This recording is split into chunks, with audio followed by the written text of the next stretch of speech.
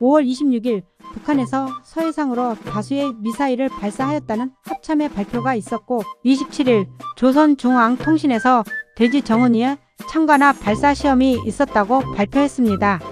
이날 사용된 무기체계는 세 종류로 240mm 사거리 연장형의 정밀 유도탄과 전술탄 도탄 그리고 처음 언급된 전술순항 미사일입니다. 여기에 대해 개인 생각을 말해보려 합니다.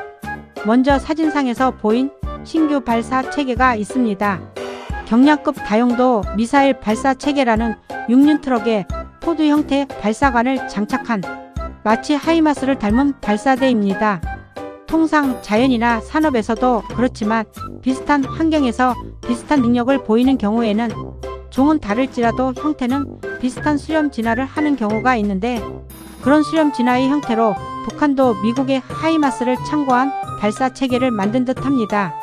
그런데 하이마스의 경우에는 227mm 로켓 6발 또는 600mm 전술탄 도탄을 탑재하는 포드 하나를 탑재하며 별도 크레인 없이 자체적으로 포드를 재장전할 수가 있습니다. 그런데 이번에 보인 북한판 하이마스의 경우에는 포드가 2개입니다. 이런 형식은 미국의 MLRS나 우리 군의 천무와 같습니다. 그리고 발사대의 형상을 고려하면 하이마스를 참고는 했겠지만 발사대의 자체적인 크레인은 없고 별도의 지원 차량의 크레인을 통해 재장전하는 방식이 아닐까 합니다.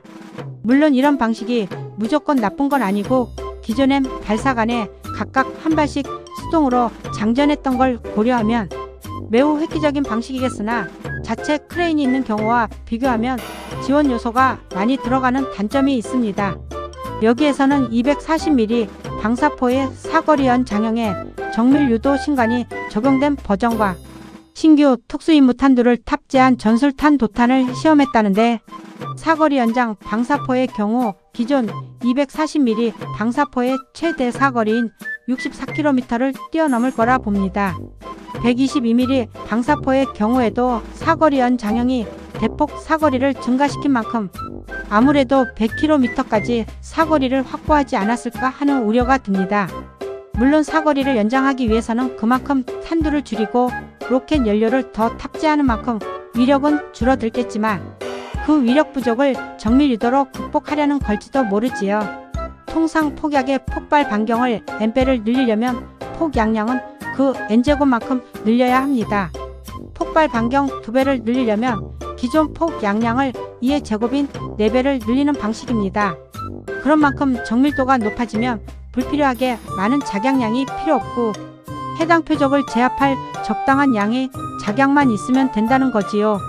북한도 사거리를 늘리면서 방사포의 탄두부는 줄었지만 그 공백을 정밀도로 커버하겠다는 뜻으로 보입니다.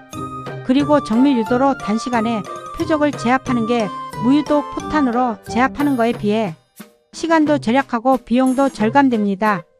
방사포의 앞부분에 조그마한 날개 같은 게 보이는데 이게 정밀 유도부의 항법체계와 이와 연계되는 조종 부일 겁니다. MLRS의 GPS 유도 방식탄에도 이런 모습이 보이고 요즘엔 통상 포병탄에도 신관부에 결합해 정밀도를 향상시키는 PGK 같은 저가의 정밀 유도 신관이 늘어나는 것도 이런 걸 위한 거지요. 그리고 전술탄 도탄의 경우엔 북한판 에테킴스인 화성 11라 계열로 보이는데 여기엔 신규 탄두가 장착되었다고 했습니다. 그렇다면 아무래도 아군의 KT즘-1 같은 지하관 통탄두가 장착되지 않았을까 합니다. 애초에 동급의 무기면서 전술핵 탑재도 고려된 무기인 만큼 탄두 중량은 약 500kg 이상일 거고 이 정도면 자체 중량과 속도를 바탕으로 아군 야전부대의 방호된 지휘소를 관통 후 폭발해서 제압하겠다는 그런 목적을 가진 체계가 아닐까 합니다. 아무래도 현대화 중인 북한군인 만큼 신형 방사포는 야전군단 예하 포병 여단의 기존 장비들을 대체하는 목적이지 않을까 합니다.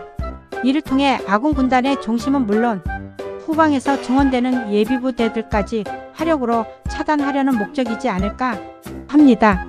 서울의 무지성으로 쏜다면 그냥 기존 170mm 자주포를 전방에 배치하되 예비로 돌리고 전시 동원된 자원들도 쏘게 하는 게 더 이득일 테니까요.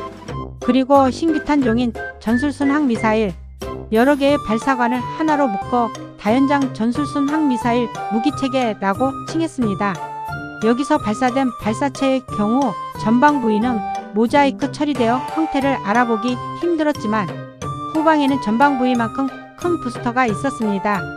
통상 순항미사일은 자체 엔진을 가지고 있어 부스터를 통해 고도를 확보한 뒤 자체 엔진을 가동해 날아가는 방식입니다만 이건 그런 방식은 아닌 것처럼 보였습니다. 그리고 발사관의 크기도 생각보다 짧아 보였고요. 마른 순항미사일이라 칭했는데 개인적으로는 배회탄 약발사기가 아닐까 싶습니다. 대형 부스터로 고고도까지 올려놓고 부스터는 분리되고 자체 날개를 펼치고 추진 계통을 가동해서 목표일 때까지 날아가 하늘에서 대기하다가 입력된 이미지와 동일한 형태의 표적이 보이면 타격하는 방식이라 생각합니다. 지형대의 조항법은 통상 장사정 순항미사일에 필수로 도입하는 항법 방식이기도 하지만 이걸 위해서는 자체 카메라가 있어야 하는데 아무래도 배회탄 약에서 쓰이는 표적 획득용 카메라를 비행간에는 지형대 조용으로 쓴다는 게 아닐까 하네요.